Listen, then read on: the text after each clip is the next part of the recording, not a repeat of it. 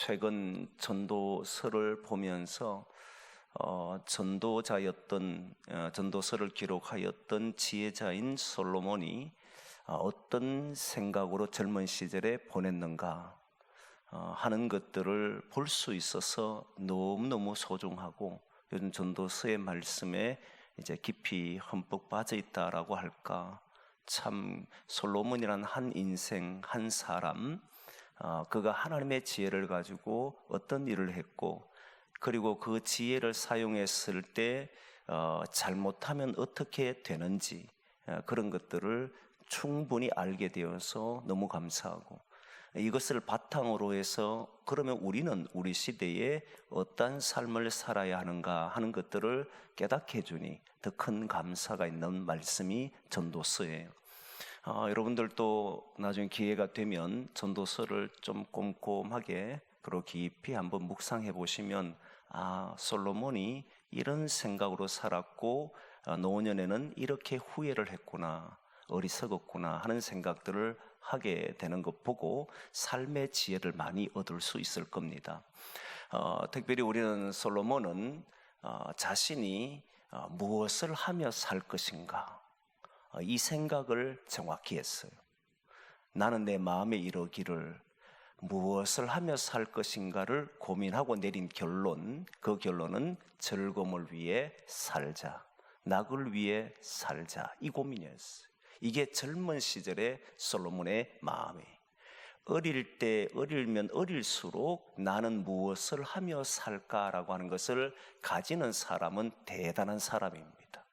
대부분은 무엇인가 되고 싶어 하고, 그리고 그 되고 싶은 것이 전부 직장이나 일과 관련된 그런 것이었지만, 솔로몬이 추구한 것은 즐거움이고 낙이었습니다. 근데 즐거움과 낙을 이렇게 보면 쾌락, 마음의 즐거움이니까 쾌락으로 성경은 또한 주석학자는 번역을 하기도 해요. 근데 이 쾌락이라고 하는 이 단어가 나쁘게 사용되면 인간이 자기 욕망을 채우기 위하여서 쓰는 용어로 쾌락을 단어를 씁니다. 그런데 이 쾌락이 행복으로 바뀌게 되면 그 모든 사람이 추구하는 삶의 방법이 행복이라는 거예요. 그래서 솔로몬은 나는 행복하기를 위해 산다, 이 생각을 가지고 있었던 거예요. 아니 목사님, 모든 사람이 행복하기를 위해 사는 것 아닙니까? 저는 그렇다고 생각을 했는데 실제로는 그렇지 않다는 걸 많이 느낍니다. 그냥 행복이란 단어가 추상적인 단어고, 이렇게 살면 행복하겠지라고 생각하고 그냥 막연하게 오늘 하루를 주어진 삶을 사는 사람들이 대부분이지, 진실로 내 주변과 내 사람들, 내 곁에 있는 모든 곳이, 심지어는 나라까지 행복하게 살게 하겠노라고 생각하고 자신의 걸음과 행동과 말과 모든 것을 거기에 맞추고 사는 사람들을 찾아보기는 쉽지 않습니다. 근데 솔로몬은 정확했다는 거예요. 나는 행복하게 하겠다. 그런데 무엇을 행복하게 하겠느냐 했을 때 자기 자신의 욕망을 채우려고 했다면 솔로몬은 역사의 인물이 되지를 못했을 겁니다. 그는 행복하게 하는 것이 나라였던 거예요. 백성이었습니다. 나로 인해서 백성들이 행복하게 할 것이다 라고 하는 이 분명한 생각을 가지고 살았기 때문에, 그러면 그는 무엇을 했느냐라고 했을 때 큰 사업을 벌였다. 큰 일을 벌여서 포도원도 짓고 집도 짓고 많은 종들도 누렸는데, 그로 인해서 모든 백성들이 함께 솔로몬이 사는 동안에 평안하였다라고 하는 말씀이 성경에 있단 말이에요. 이런 걸 보면 솔로몬은 자기 자신의 행복이나 자기 자신의 만족을 위해 산 것이 아니고 자신을 통해서 온 나라가, 그리고 온 백성들이 행복하기를 원했다는 걸 분명히 알 수 있습니다. 그러면 정책 방향도, 그리고 그가 결정하는 방법도, 그리고 하는 일 모두도 자기와 관련된 것보다 나라와 관련돼 있었고 백성과 관련돼 있었기 때문에 그 행위 하나하나가 다 의미를 가지는 삶이었다는 거예요. 그게 분명하다는 거예요. 이게 분명해야 된다 저는 생각해요. 무엇을 위해 우리는 열심히 살아갈까? 진짜 무엇을 위해 말할까? 여러분, 무엇을 위해 행동을 할까? 이게 솔로몬은 정확했다는 거예요. 그 정확함이 있었기 때문에 걸음 하나가 다 소중했다는 것이 분명합니다. 그런데 우리는 지난주에 이 말씀을 8절까지 읽고 오늘부터 9절을 읽는데, 보통 저는 동그라미에서 동그라미, 문단을 그렇게 나눠서 많이 읽는데 왜 8절까지 읽고 9절부터 오늘 읽느냐면, 지난주에 여러분들에게 한번 고민을 해보자라고 해서 보내드렸습니다. 고민하고 오신 분이 얼마나 될지는 잘 모르겠습니다. 뭘 고민했냐면, 그렇게 백성을 위해서 살아는 삶, 그리고 모든 백성들이 평안히 구했던 그 삶을 그는 헛되다라고 말해버렸다는 거예요. 이게 헛되면 곤란해져 버리잖아요. 분명히 그의 삶이 얼마나 대단했냐면, 열왕기상 4장에 보면 그 말씀이 나와요. 한번 보겠습니다. 열왕기상 4장 25절인가 25절 한번 띄워줘 보겠습니까? 혹시 준비 안 됐나요? 한번 찾아보겠습니다. 찾아볼 텐데, 열왕기상 4장 25절.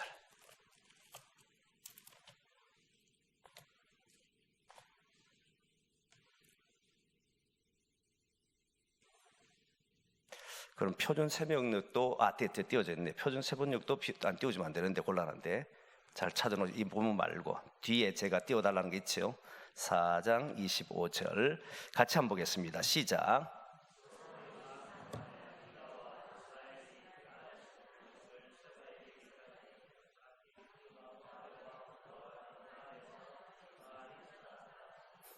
아멘. 제가 제 컴퓨터에 전진송 목사님들 띄워달라고 하는 메시지 보낸다 놓고 다 쳐놓고 보내는 거 안 보내는 모양입니다. 여기 없네. 그래놨더니 아마 준비를 못했네 보니까. 그런 것 같아요. 준비를 못했네. 그래서 그랬구나. 제가 안 보낸 제 실수입니다. 제가 보내드려야 되는데 보낸다 해놓고는 클릭을 안 눌리는가 봅니다.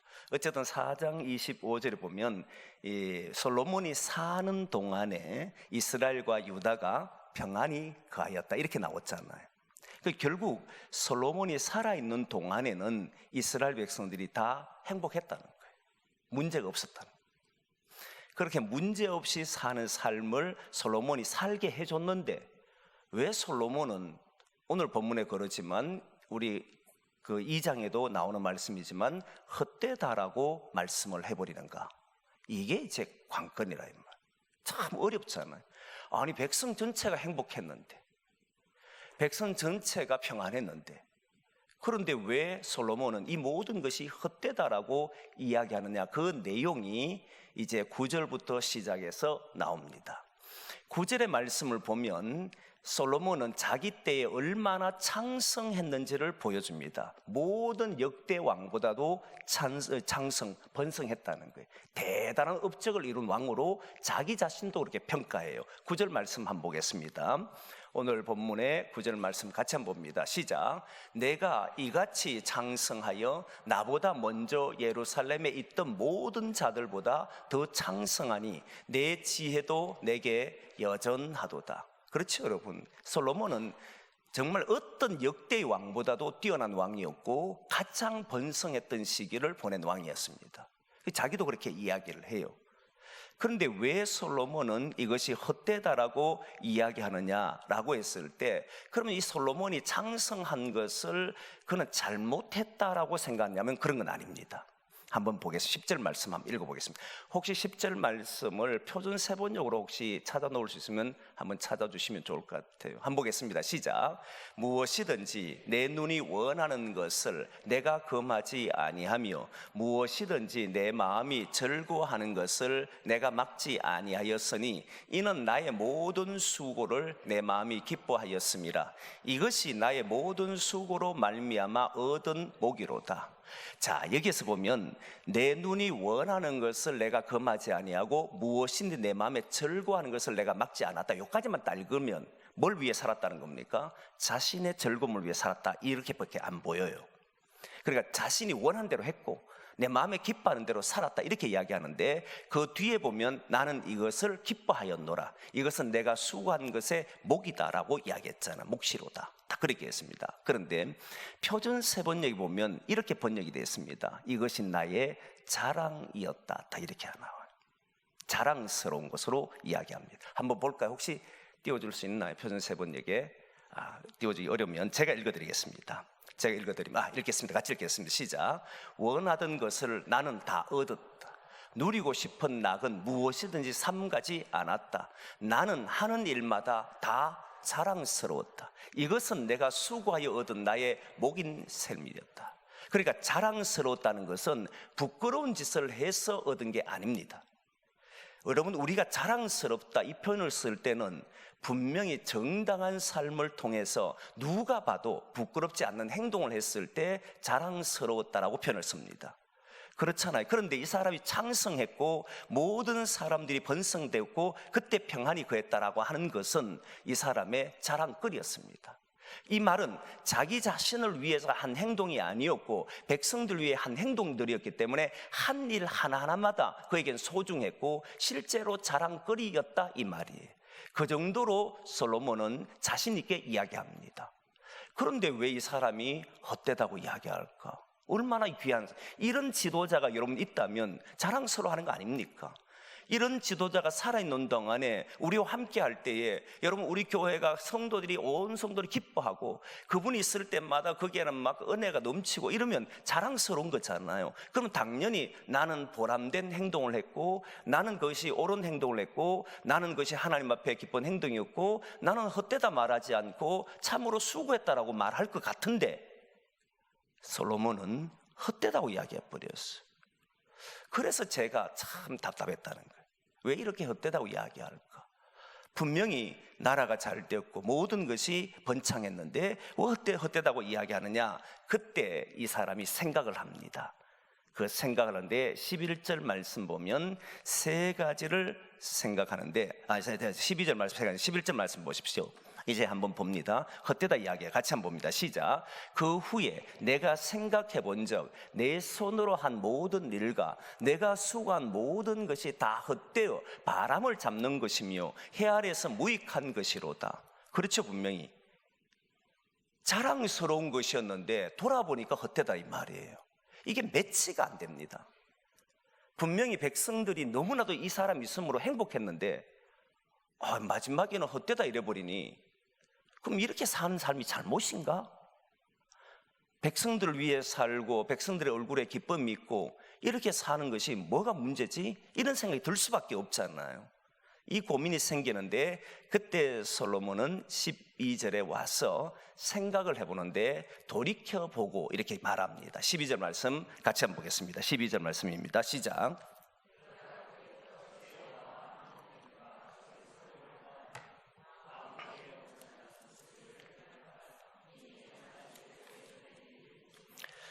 이 표현이 너무너무 재밌어요. 내가 돌이켜라고 하는 이 말 속에는 그냥 돌아봤다 이런 말이 아니고 자세하게 생각해봤다 이 말이에요. 내가 지난 시간들을 다 생각해 보니까 이것이 나타났다. 그 중에 하나가 지혜, 문제가 있는 것이 지혜, 그 다음에 망령된, 마지막 하나가 어리석음, 요 표현을 썼어요. 지혜 있게 산 것이 자기가 문제가 됐다는 걸 알았다는 겁니다. 그리고 망령된 일도 보고는 자기가 돌아보니까 자기 행위가 지혜였고 망령된 거였고 어리석은 것이다. 이렇게 세 가지가 있었다는 거예요. 아니 이만큼 지혜로운 사람이 어떻게 이런 말을 하지 했는데 이때 지혜는 호크마라고 단어를 씁니다. 히브리어로 호크마인데 호크마는 하나님을 아는 참된 지혜를 보고 호크마라 그래요. 자기가 돌아보니까 이 하나님을 아는 참된 지혜로 살았는 것이 헛되다 이렇게 말하면 곤란하잖아요. 그래서 주석학자들은 뭐라고 이야기하냐면 이 호크마를 본래 하나님을 아는 참된 지혜이지만 인간 중심이 된 인본주의의 지혜가 이때 발휘된 것이다 라고 이야기를 합니다. 그러나 저는 그렇게 보지는 않아요. 왜 그렇게 보지 않느냐면 분명히 백성을 위해 사는 행동은 그렇게 지혜를 발휘한 행동은 옳다라고 봅니다. 그 지혜는 아무나 가질 수 있지 않다고 생각합니다. 모든 인간은 자기의 행복을 추구하지 모든 사람의 행복을 추구하지는 않습니다. 남들보다 내가 잘 되기를 원하고 끝내 자기가 잘 되는 길을 택하는 것이 인간입니다. 그런데 솔로몬은 자기 사는 동안에 큰 모든 사업들 하나하나의 모든 사업도 백성을 위해서 했어요. 거기에 오는 수모 아픔이 있어도 그는 견뎌냈습니다. 이런 모든 일을 행하는 것은 결국 보면 솔로몬은 그래도 하나님의 지혜로 했다라고 생각해요. 그런데 그가 뭔가 놓친 게 있다 이 말이에요. 그가 여기서 뭔가 놓친 게 하나 있다는 겁니다. 하나님을 아는 참된 지혜로 삽니다. 그런데 그 지혜를 가지고 실제 문제는 인간이 살아갈 문제에서 부딪힐 거잖아요. 그때 그는 하나님의 지혜로 했는데 하나님의 지혜로 한 게 맞아요. 맞은데 그는 뭔가 하나를 놓쳤다는 거예요. 그게 후회가 된다. 여러분, 믿음의 행동을 우리는 하나님이 기뻐하시게 하는 행동이라 이렇게 이야기합니다. 믿음의 행동을 한다고 해서 모든 사람이 볼 때에 다 옳은 건 아니잖아요. 예를 들면 아브라함이 자기 아내를 루이라고 속인 행동을 우리는 옳다라고 인정할 수가 없습니다. 그런데 하나님은 아브라함의 그 행위를 야단치지는 않아요. 이유가 뭐냐면 그가 믿음으로 했기 때문입니다. 아직 믿음이 아직 약할 때, 그러나 이것이 부모를 기쁘게 하는 것이 아니겠느냐라 생각했는데 부모가 볼 때는 그거는 나를 기쁘게 하는 행동이 아니에요. 그런데 그 자녀가 그래도 부모를 기쁘게 하기 위해서 자기가 아는 범위 안에서 행동한다면 그래도 부모는 칭찬할 만하잖아요. 아직 믿음이 없을 때이지만, 아직 믿음이 작을 때이지만 하나님을 기쁘게 하는 행동을 했는데 보니까 나중에 보면 후회할 행동을 한 거예요. 그런데 하나님은 그 행동을 야단치진 않아요. 그러나 인간이 볼 때는 그때 내가 조금 실수를 한 행동이다 이렇게 볼 수밖에 없잖아요. 이삭도 그렇게 하잖아요. 누이라고 합니다. 그 행동을 우리가 어떻게 정당하다라고 말하겠습니까? 그런데 하나님은 그 행동도 하나님께서는 어여삐 여기잖아요. 이유가 뭐냐면 하나님은 뭘 본 거냐면 윤리적으로 도덕적으로 어리석은 짓이었지만 그래도 이건 하나님이 원하는 길이라고 생각하고 했기 때문으로 여겼다는 거예요. 그러나 우리는 그걸 보고 옳다라고 말할 수는 없습니다. 여러분, 아내를 루이라 해서 빼앗기고 이런 일을 할 수는 없는 것이니까요. 그러듯이 솔로몬은 분명히 호크마라고 하는 하나님의 지혜로 행동한 게 맞아요. 하나님의 주신 지혜로 참된 지혜를 가지고 사는 건 맞는데 인간의 삶에는 결국 하나님의 지혜로 자신이 판단하는 거잖아요. 나는 이것이 하나님이 준 지혜라 해서 백성을 위해 살았어요. 백성을 위해서 모든 정열을 다 바쳤어요. 그랬을 때에 그는 하나님이 주신 지혜로 했다라고 볼 수 있는 거예요. 그러나 그게 뭔가가 부족한 게 있을 수 있다는 거예요. 그걸 알게 됐다는 솔로몬이. 그게 뭘까? 그건 조금 뒤에 보더라고. 두 번째는 망령됨이라는 단어를 썼는데 이 망령됨이라는 단어는요, 열정 이런 말이에요. 미쳤다 이 말입니다. 그의 모든 삶이 어느 곳에 미쳐 있었어요. 그 삶이 뭡니까? 백성을 위해서 그는 미쳐 있었어요. 다른 것에 미쳐 있는 것이 아니라 자신의 모든 정열을 쏟아서 백성을 위한 길이라면 자신은 모든 걸 투자했다 이 말이에요. 미쳐 있었다는. 여러분, 이런 삶은 우리가 배울 만합니다. 어떤 문제든지 자신의 삶에 미쳐 있으면, 그 분야에 정말 미쳐 있으면 그 사람 뭔가 합니다. 그렇지 않습니까? 그럼 저는 우리 청년들이 자기의 삶이 열리지 않는다고 괴로워할 필요가 없이 좀 미쳤으면 좋겠어요. 어린 아이들이 자기 삶에 대해서 가고 있는 길에 좀 미쳐보면 그 아이는 뭔가 합니다. 그렇지 않겠습니까? 미친다는 표현은 잘못된 표현도 있지만 좋은 표현으로 어떤 것에 향해서 열정을 가지고 있다는 것에는 매우 좋은 단어입니다. 이 사람은 망령됐다는 표현을 썼는데 미쳤다는 거예요. 그럼 미친 듯이 일을 했다는 거예요. 그런데 여기에 문제가 있다는 걸 알았다는 거예요. 솔로몬이 적당히 산 인물이 아니에요. 솔로몬은 정말 미친 듯이 일한 사람이었고, 그러니까 여러분, 이 솔로몬 한 사람 때문에 백성 전체가 평안할 수 있다는 것은 그 사람의 삶이 그냥 이렇게 어떤 말로 치부할 수 있는 말이 아니에요. 그만큼 열정을 다했다는 것을 알 수 있잖아요. 어느 곳이든지 안정된다라고 하는 건요, 그게는 분명히 누군가가 정말 그곳을 향해 정열적으로 열정적으로 하지 않으면 일어날 수 없는 일입니다. 하나의 목표를 달성해도 정말 열정적으로 하지 않으면 달성할 수 없잖아요. 그런데 한 나라가 안정을 취한다, 한 나라가 평안을 얻는다, 그거는 누군가가 여기에 미쳐 있지 않으면 안 된다는 거예요. 그 일을 누가 했냐면 솔로몬이 했다는 거예요. 그래서 솔로몬은 미쳐 있었어, 사실. 근데 솔로몬이 이 단어를 망령되다고 써버렸어. 이 말은 뭔가가 문제가 있었다. 돌아서서 가만히 생각해 보니까 이렇게 사는 사람이 옳다라고, 이건 하나님의 지혜라고 생각했는데 여기에는 뭔가 하나가 빠졌다, 이렇게 생각한 거예요. 그 다음에 어리석음을 이야기했습니다. 어리석음은 히브리어 웨시 클루트라고 하는 단어입니다. 웨시 클루트라고 하는 단어인데, 이 단어는 어리석은 것이라는 것이 그냥 지혜가 없는 사람, 이런 어리석음을 말하는 것이 아니고 영적으로 뭔가 둔해 있는 상태, 외식 클루트란 단어를 써요. 이 사람이 뭔가 백성을 위해서 했는데 영적으로 뭔가가 그 한 부분에 부족한 것이 드러나 버린 거예요. 이걸 알게 됐다는 거예요. 그럼 이제 이 사람이 미쳐 놓쳐버렸던 게 뭔지를 발견해야 되잖아요. 그 미쳐 놓쳐버린 이것, 정말 하나를 놓쳐버린 게 그게 뭘까? 분명히 이 사람은 뛰어난 사람이었는데, 지혜로운 사람이었고, 그때 가장 행복했던 시간인데 미쳐 놓쳐버린 게 뭘까가 그 다음부터 나와야 돼요. 그게 오늘 본문의 내용입니다. 어떻게 나오는지 한번 보십시오. 자, 보겠습니다.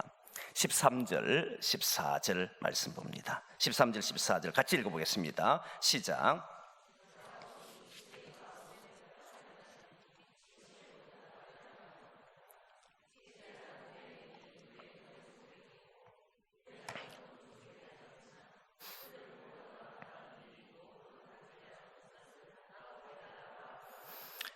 뭔가가 자신이 어리석은 자나 어둠 속에 있는 자나 우매 자나 다르지 않다는 것을 몰랐는데 깨달았다 이 말이잖아요.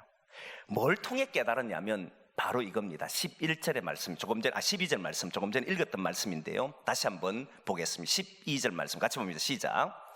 내가 돌이켜 지혜와 망령됨 어리석음을 보았나니 왕 뒤에 오는 자는 무슨 일을 행할까? 이미 행한 지 오래전의 일일 뿐이니라. 그 말 해놨잖아요. 이 말씀을 여러분 보면 이 말씀이 뭐냐면 이런 겁니다. 이 말씀은 솔로몬 뒤에 오는 왕이 솔로몬처럼 할 수 있을까요? 없을까요? 없었다는 거예요. 이게 문제였습니다. 솔로몬은 위대한 왕이었고 나라 전체가 새롭게 만든 왕이었는데 자신이 간과한 게 하나 있어요. 그게 뭐냐면 내 뒤에 오는 왕은 나처럼 할 수 없다는 사실이에요. 나처럼 할 수 없는 왕은 뭘 하겠습니까? 그러면 솔로몬처럼 할 수 없는 왕이 들어섰으면 할 수 있는 일은 솔로몬이 했던 일만 할 수밖에 없습니다. 그렇죠, 여러분? 이건 역사의 계속 딜레마입니다. 어떤 한 사람 위대한 인물이 등장하면 그 위대한 인물은 역사의 물줄기를 바꿨습니다. 기독교가 위기에 있을 때 15세기, 16세기에 위기에 있을 때 14, 15, 16 넘어 위기에 있을 때 칼빈과 루터가 등장하면서 전체를 바꾸었습니다. 그런데 루터, 칼빈이 죽고 나니까 그 다음 사람은 어찌할지를 몰랐어요. 그리고 뭘 하느냐면 정통주의라고 하는 것을 만들고 루터와 칼빈이 했던 말을 재반복할 수밖에 없었다는 거예요. 그런데 시대는 막 급격하게 바뀌어가는데 루터와 칼빈이 하던 응답으로는 답이 안 되고 있는데 할 수밖에 없는 일들이 그 다음 사람들이 나타났던 문제, 이게 항상 역사의 문제예요. 솔로몬이 위대한 왕이었고 그때 살 때는 그래서 그가 있는 동안에는 평안했는데 그 다음 왕이 이 평안함을 지속할 수가 없었다는 거예요. 뭘 하느냐면 내가 했던 일을 그대로 반복하네. 그러면 솔로몬이 했던 일이 뭡니까? 큰 사업이지 않습니까? 왕궁을 짓는 일이었고, 큰 사업을 하게 되면 당연히 누가 고통을 받습니까? 백성들이 고통을 받잖아요. 그런데 솔로몬은 백성을 위해서 한 일이에요. 백성을 위해서 자기 모든 전심전력했기 때문에 백성들은 그걸 인정해 줬어요. 솔로몬이 하는 모든 것을 믿어줬어요. 그런데 그 다음 왕은 그걸 해낼 수가 없었다는 거예요. 이걸 놓쳐버린 거예요. 그러니까 어떤 일이 벌어지냐면 바로 솔로몬이 죽고 나자 르호보암이라는 아들이 왕이 되었을 때 북쪽에 있는 사람들, 나머지 지파들이죠, 11개의 지파, 유다 지파를 제한 모든 지파가 찾아와서 우리로 하여금 쉬게 좀 해달라, 아버지 때가 너무 힘들었는데 좀 쉬게 해달라 말을 합니다. 그러자 그 솔로몬과 함께 있었던 대신들은 쉬게 해줘야 된다고 이야기했어요. 그런데 솔로몬의 아들 르호보암의 친구들은 저들을 쉬게 하면 반역을 일으킨다 해서 더욱 강하게 몰아쳐야 된다고 했습니다. 여러분, 솔로몬이면 어떻게 했을 것 같습니까? 백성을 위한 솔로몬이었으면 아마 쉬게 했을 겁니다. 그런데 솔로몬이 쉬게를 못해서 이유가 뭐냐면 그가 살아있는 동안에는 끊임없이 그와 계약을 맺으려는 사람이, 조공바치는 사람이 끊임없이 오니까 왕비가 1000명 정도 되면 나라라고 이름 붙어있는 곳은 다 보냈다 이 말이잖아요. 그러면 솔로몬이 목숨이 붙어있는 동안에는 끊임없이 오기 때문에 백성들은 끊임없이 수고해야 되는 거잖아요. 이 솔로몬은 그걸 끊어내질 못해요. 백성을 위해서니까. 그런데 그 아들 때는 뭘 해야 됩니까? 전혀 다른 방법을 가져왔어야 돼요. 그런데 애석하게도 솔로몬의 아들들은 솔로몬이 한 짓을 그대로 합니다. 다른 나라가 조공밭 바치기를 원했고, 힘으로 그들을 누르기 원했고, 그리고 그 나라 계약을 맺으면 아직 솔로몬의 영향이 있기 때문에, 솔로몬의 영향 때문에 왕비가 오게 되면 왕궁을 지으려고 했고, 그 역사는 쉴 수가 없었어요. 그렇게 되자 사람들은 바로 분열이 되었고 10개의 지파들이 떨어져 나가 버리잖아요. 그래서 분열된 왕국이 북이스라엘 왕국과 남유다로 갈라지는 것이 멀리 간 게 아닙니다. 솔로몬이 죽고 나서 얼마 되지 않았던 거예요. 이렇게 돼버린 거잖아요. 그래서 솔로몬이 뭘 간과했냐면 나는 죽는다는 사실을 잊어버렸다는 거예요. 나의 사역이 여기서 끝이 난다는 사실을 몰랐다는 거예요. 그의 모든 지혜를 동원해가지고 다 했는데 결국 그 다음 사람이 이걸 이어받을 수 있도록 정리를 해줬어야 되는데 그 정리를 못한 채 넘겨주니까 그만한 능력이 없는 사람이 와버리니까 그곳은 바로 분열이 되더라는 거예요. 이게 현재 한국교회 모습과 거의 흡사합니다. 여러분, 대형교회를 만든 사람이 좀 이상한 이야기고, 어쨌든 하나님의 은혜로 누군가를 통해서 대형교회가 만들어졌어요. 그러면 그 사람은 그냥 대형교회를 만들 수 있다고 생각합니까? 아니에요. 그가 가지고 있는 하나님께로 받던 은혜가 클 겁니다. 그러니까 사람이 모이지 그냥 모이겠습니까? 그런데 대형교회에서 다음 때의 사람으로 이양했을 때 그 교회가 분리되지 않는 교회는 단 한 군데 없을 정도로 많은 교회들이 문제가 났습니다.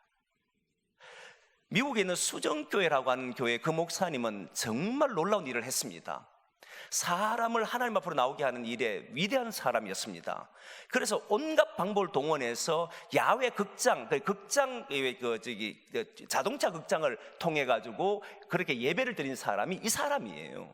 어마어마한 사람입니다. 그러니까 그 사람이 앞서간 생각 때문에 성도들을 행복하게 한다는 그 생각 때문에 그 교회는 어마어마하게 컸습니다. 그런데 그 아들 때에 그 수종교를 이어가지를 못했습니다. 딸이 이어받았다가 감당을 할 수 없는 빚더미를 감당할 수 없게 되자 그 아들에게 넘겨줬는데, 동생에게 넘겨줬는데 그 동생마저도 감당하지 못해서 수종교회는 팔려버렸잖아요. 나중에 지나니까 수종교회가 팔리기 전에 그 큰 교회당에 10명 앉아있고 100명 앉아있고 1000명이 모인 교회에 10명 앉아있다 생각해 보십시오. 어떻게 되는지. 수천 명이 앉을 수 있는 교회에 10명 앉아있다 생각해 보십시오. 어떻게 될지. 이거를 이 사람은 몰랐다. 자기 때는 화려했지. 화려하게 되고 백성들이 평안하게 되는 게 문제냐? 저는 문제가 아니라고 생각합니다. 그렇게 할 수 있는 사람이 있어야 된다고 생각해요. 그런데 그 사람의 능력은 거기에서 그치면 안 된다는 사실이에요. 그 사람의 능력이 큰 사업을 벌여서 일하는 것으로 그쳐버리면 그 다음 사람 누구도 따라갈 수 없습니다. 한국 교회를 보십시오. 한국 교회가 역사가 어려웠을 때, 힘들 때 많은 성도들의 희생과 뛰어난 지도자들이 있을 때 한국 교회는 급성장을 했습니다. 그렇지 않습니까? 급성장. 교회마다 기도하고 교회마다 복음 전하고 사람들은 모여서 웃고 행복해서 좋았습니다. 그때 성도들이 다 좋았지요. 그런데 그 성도들 중에 이끌어가던 지도자가 사라져버리면 갑자기 그 수고했던 모든 땀들은 자신들의 고통으로 남습니다. 무슨 말이 이해됩니까, 여러분? 남선교회, 여전도회, 구역회, 지금 많은 교회들이 이것 때문에 참 어려움을 겪잖아요. 처음에 여러분 선교사님들이 왔을 때 복음이 전했는데 수많은 사람이 교회로 몰려옵니다. 그때 제일 먼저 복음을 들었던 여성들이 여전도를 만들어서 주님의 사업을 위해 하자. 얼마나 좋았습니까? 그건 매우 바람직한 일이었지요. 그러다가 남성교회도 하자. 남성교회도 만들었습니다. 그러면서 교회를 안정하기 위해서는, 지키기 위해서는 사람들을 잘 묶어줘야 돼서 구역회도 만들었습니다. 그래서 발전한 게 한국교회예요. 그때 처음에 복음을 받아들였던 사람은 희열이 있었습니다. 무슨 희열이 있었냐면 여성도 뭔가 할 수 있다는, 종들도 뭔가 할 수 있다는 이 희열이 복음으로 오는 그 기쁨이 이루 말할 수 없었고, 그때 선교사님들과 함께 이들은 열정적으로 미친 듯이 정말 한국 교회를 복음화시켰습니다. 그렇잖아요. 그런데 그 뛰어난 사람들이 1명, 2명 죽고 남은 것은 조직밖에 남지를 않았습니다. 조직이 남았을 때 어떤 일이 벌어지냐면요, 사람은 조직을 유지하기 위해서 모이기 시작합니다. 그게 고통이 되는지를 몰라요. 근데 시간이 지나면 다 고통을 남습니다. 며칠 전에, 어제군요, 우리 교회에 지나갔던 이제 부목사님 한 분, 우리 전임 전사님이었지만 부모 한 분이 찾아와서 자기 목회에 대해서 고민이 있어 이런저런 이야기하면서 제게 이렇게 이야기합니다.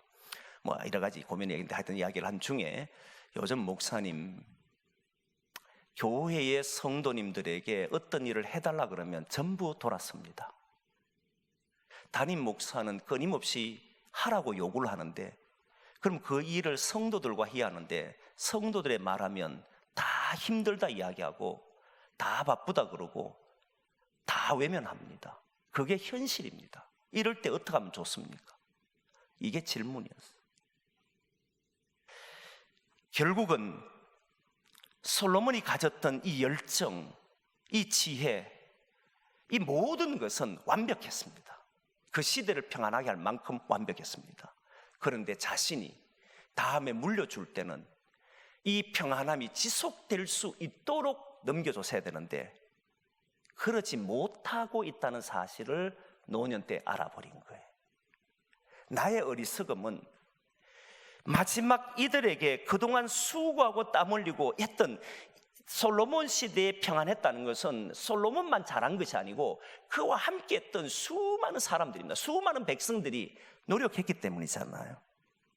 근데 그들은 그게 옳았기 때문에 했지만, 옳은 정신을 갖고 있던 솔로몬이 사라져버리자 의무적으로 강제로 일을 했을 때는 거기에는 분열이 일어난다는 사실을 모르고 있었던 겁니다. 그래서 이스라엘은, 유다는 급속도로 무너지고 2개 나라로 쪼개져 버렸던 겁니다. 이거를 후회했던 거예요, 솔로몬이. 아, 이렇게 사는 게 헛되구나. 내가 화려하게 해놓고 아무것도 마무리를 못하고, 내가 화려하게 해놓고 거기에서 이것이 지속되도록 하지 못하고 화려한 것만 물려주는 것은 결국 거기에는 고통이 있는 것이구나. 거기에는 문제가 일어나는 것이구나. 이걸 처절하게 깨달은 사람이 솔로몬이었다는 거예요. 자기가 죽는다는 사실을 몰랐다는 거예요. 자기의 삶이 영원할 줄 알았다는 거예요. 여러분, 내 삶이 영원하다고 생각하는 사람은 없습니다. 그런데 그렇게 생각하지는 않아도 그냥 막연히 이렇게 지속될 거라고 생각하는 사람은 많습니다. 지속되는 건 없습니다.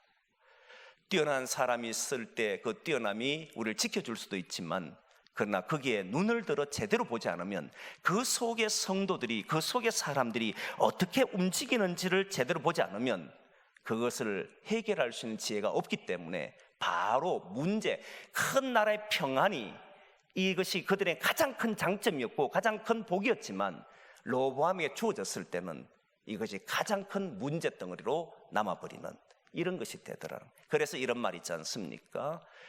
돈만 있고 권력만 있고 가치와 의미가 없으면 그 사람이 가지고 있는 권력과 그리고 돈은 자기를 망하게 하는 지름길이 되어버리는 거예요.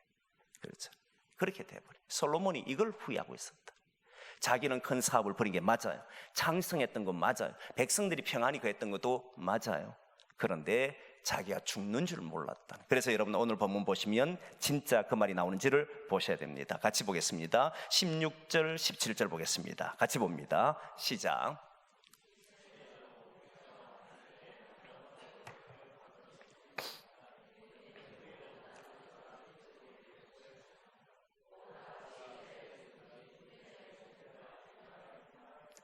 이러므로 내가 사는 것을 미워하였노니 이는 해 아래에서 하는 모든 일이 내게 괴로움이요 모두 다 헛되어 바람을 잡으려는 것이기 때문이로다.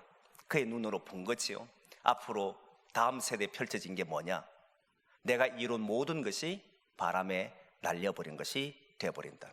그렇게 되지 않도록 만들어준 사람이 진짜 지혜자겠지요. 그렇지 않겠습니까? 우리가 이룩해 놓은 것을 다음 후배들이, 후손들이 그것을 유지해 가서 계속 천대까지 은혜 받을 수 있는 공동체를 만드는 것이 가장 복이잖아요. 그러면 우리는 뭘 해야 되냐면, 솔로몬을 통해서 얻은 지혜는 큰 사업 벌이면 안 되네, 우리가 교회 평화롭게 만들면 안 되네, 이 소리 하면 안 돼요. 힘을 다하여서 이 교회가 하나님 안에 평안이었도록, 우리가 사는 곳이 하나님 보시기에 아름다워지도록 해야 합니다. 그러나 그것 또한 여기에 더 해야 되는 게 뭐냐면, 이것이 지속되도록 해야 한다는 거예요. 은혜는 1000대까지 가야지 3, 4대까지 가도록 만들어버리면 그 사람의 수고는 다 헛되다고 이야기할 겁니다. 그렇지 않겠습니까? 그래서 우리는 뭘 추구하느냐면 영원을 추구하시라 이거예요. 1000대까지를 보시고 지혜를 발휘하시라 이거예요.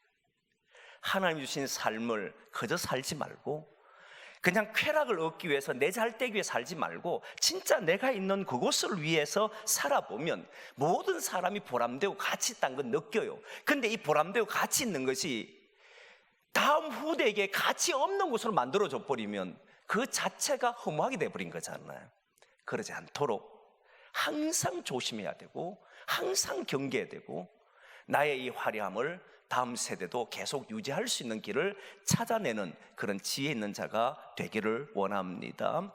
가정도 보면 그렇잖아요. 사회도 보면 그래요. 화려한 가정이 많아요. 잘된 가정, 부자가 3, 4대까지 못 간다 이 말 하잖아요. 그걸 자기 당대는 이뤘지요. 그러나 그 다음 당대는 하지 못하도록 막아버린 거잖아요. 이건 저는 지혜롭다고 생각하지 않는 거예요. 분명히 솔로몬은 지혜로웠습니다. 그러나 솔로몬의 가장 약한 점이 그 다음 때에 이 일을 이어질 수 있도록 해주지 못했다. 이걸 자신이 통탄하는 거지. 나는 죽는 줄을 몰랐다는 거예요. 죽음 앞에 딱 서자 그는 어리석었구나, 내 자식이 이걸 이어갈 수가 없고 내가 한 짓을 그대로 하는 것이구나. 그럼 이 사람은 그런 그릇이 안 되는데, 그럼 백성들은 고통 속에 들어가는 거구나. 그럼 내가 이룬 이 평안은 오히려 백성들을 아프게 하는 것이 될 수밖에 없겠구나. 이걸 가지고 후회했다는 거예요. 사랑하는 성도 여러분, 저와 여러분들은 이렇게 마지막이 되었을 때 물려주는 것이 후회되지 않도록, 오히려 물려주는 것이 아름다운 것을 물려주고 그것을 유지할 수 있는 것까지 지혜를 발휘해서 물려줄 수 있는 저와 여러분 되기를 소망합니다. 그래서 여러분 기도할 때, 하나님, 은혜는 1000대까지 이루어지게 해주십시오. 하나님 주신 이 복은 수만 대까지 이루어질 때 영원히 이루어질 수 있도록 해주십시오. 그 일에 우리가 쓰여지게 해주십시오. 정말 교회를 위해서, 성도를 위해서 살아보는 우리가 되고, 가정을 위해 살아보는 우리가 되고, 이 나라를 위해서 한번 헌신해보는 우리가 되고, 그래서 자랑스러운 삶이 되고 그것을 이어주는 사람이 돼서 헛된 인생이 아니라 참된 인생이었음을 사람들로부터 증언할 수 있도록, 그렇게 저와 여러분들이 기도하면서 살아가기를 소망합니다.